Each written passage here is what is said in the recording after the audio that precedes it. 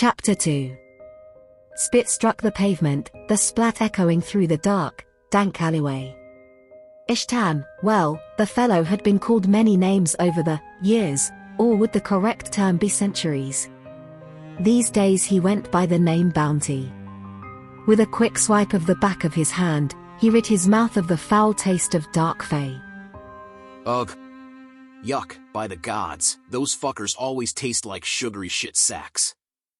Bounty growled in annoyance, his hunger barely sated by such a small hunt. Berlin had always been a prime hunting ground, and there was excitement in the air that tonight. His eyes flashed momentarily as his inner beast pressed closer to the surface. Simmer down, boy. You'll get your turn. Bounty uttered a short incantation, and blue flames erupted from the concrete, melting away the remnants of the dark fey's corpse he left behind. With lumbering steps, Bounty strode forth from the alleyway. Pedestrians halted in their tracks, allowing him to pass. His dark olive skin and pale greenish-yellow eyes stuck out like a sore thumb. But his ruggedly handsome face and near 7-foot height garnered everyone's attention. Humans always lusted after his kind, like moths to a flame. Yet, he paid them no mind. His attention was laid solely on the next hunt. His nose twitched as his long, muscular legs walked across the road. The faint scent of salty air and sulfur led him along. He walked up the steps and strolled past the bellhop. The young boy froze for a moment, fascinated by Bounty's sheer presence.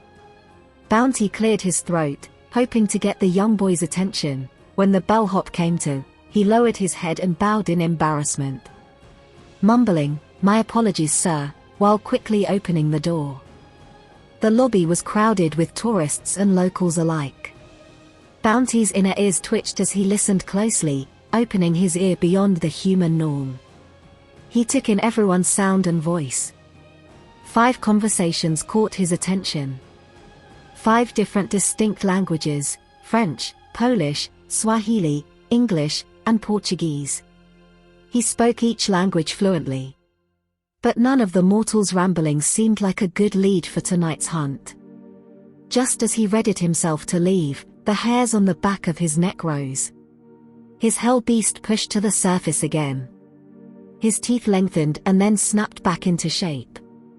Calm your shit, pup. The foul scent was in the air again. Bounty bristled from the pungent smell of dark fey, beast, and demon. Jackpot. He ambled past the grinning concierge. Down the opalescent hallway towards the far left of the lobby without being spotted.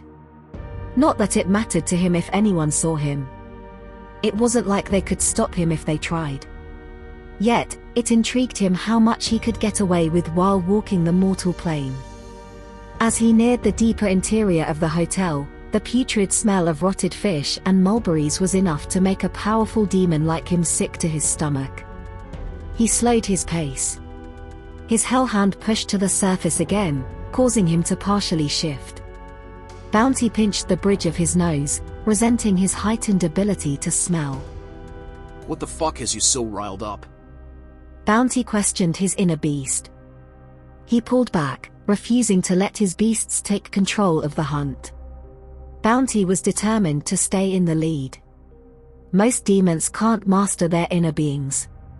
However, he took pride in his mastery, refusing to let his split natures dominate him, especially not his wolf side. Bounty lived on his own terms. Never again will he allow another to control his destiny. He took responsibility for his own actions, unlike some of his kind. Oron, Bounty's grandfather, the chief instigator of Bounty's every woe, if it wasn't for that bastard, who knows how different life might have been. He blamed that arrogant son of a succubus for everything shitty he and his siblings experienced. Well, not just him, his trollop of a mother, too. Despite her father, the mighty Cerberus, the great hound of hell, she committed the greatest offense, bedding and spawning 3 half-blood pups with a low-ranked beta wolf shifter. Tainting the bloodline. Condemning her offspring to centuries' worth of misplaced wrath and contempt. Oron was a master of manipulation, capable of poisoning and controlling the minds of anyone against him. But he failed to keep Bounty and his siblings under his control for long. Where Orone fell short with them, he succeeded in winning back their mother's affection. Because of their father's adulterous betrayal, he and his siblings became curses of a memory his mother would prefer to be left forgotten.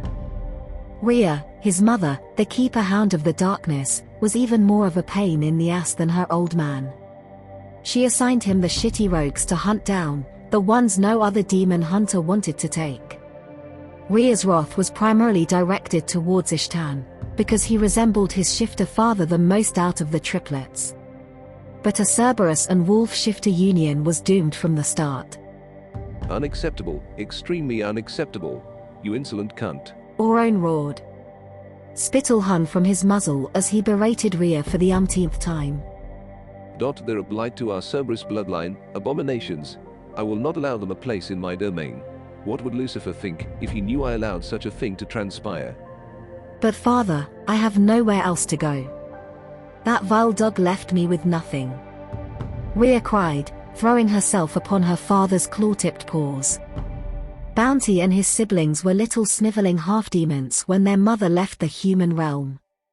He alone spent his days lurking through the caves and corners of hell, scavenging the fire pits for a hiding place, far from the brooding eyes of Orone or other demons looking to torture him.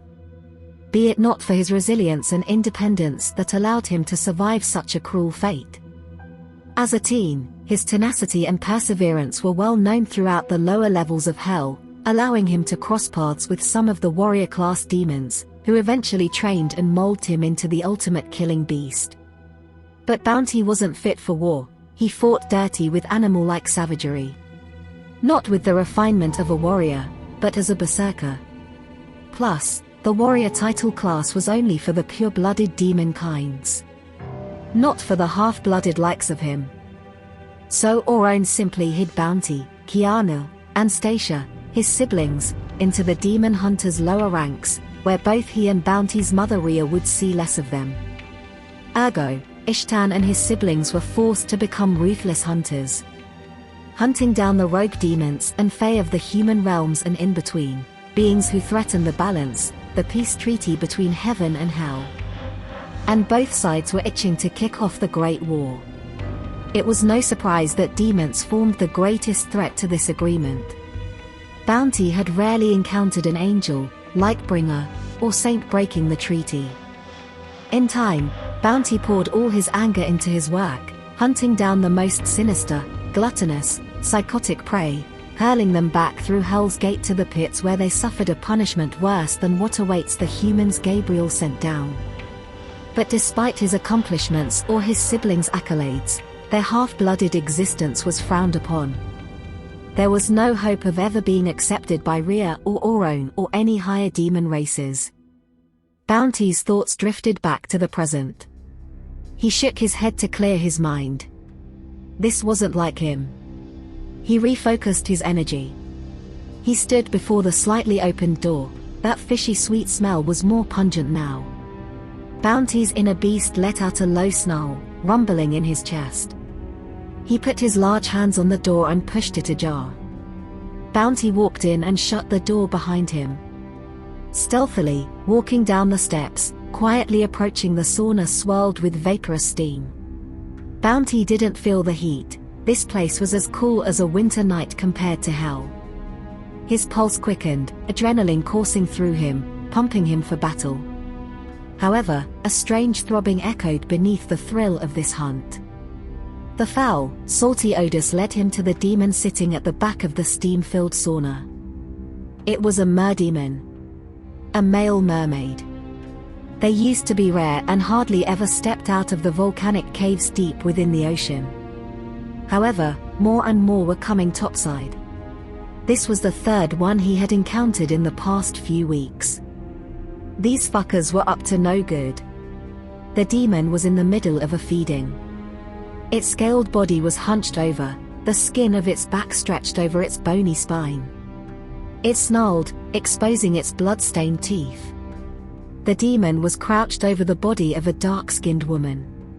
The remnants of a body were in the furthest corner, probably its earlier meal. However, these fays were gluttons, always killing more than they needed to survive. The demon had chewed off the woman's eyes, nose, and lips. White bones protruded from her mangled corpse.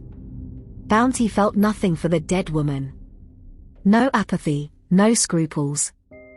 The mer-demon growled in frustration, pissed that his meal was interrupted. He crawled off the body of the black woman, causing Bounty's eyes to dim in surprise. He could clearly see the woman's naked body through the steamy mist. Her heavy breasts were full and supple, her dark areolas looked like large saucers stretched over the sweetest chocolate skin. His inner beast whined, pacing back and forth within the confines of his mind. His eye roamed upward. Her heart-shaped face and chubby cheeks were balanced out by her full pink lips. Her eyes were dark and lifeless. Conscious but bewitched by the mer-demon. She was under its trance, her glazed eyes stared sightlessly into space. Her perfectly shaped lips parted as she panted, one labored breath after another. Bounty's eyes rolled down to what the woman was doing with her hands. Her bikini bottoms were pulled to the side, her fingers rubbed vigorously on the pink nub between her puffy lower lips. She moaned and jerked, lost in the mer-demon's lustful trance. Bounty's gaze rose to her breasts again, watching the beads of sweat glistening on them like a sugary sweet glaze. Mine. Bounty's inner beast growled.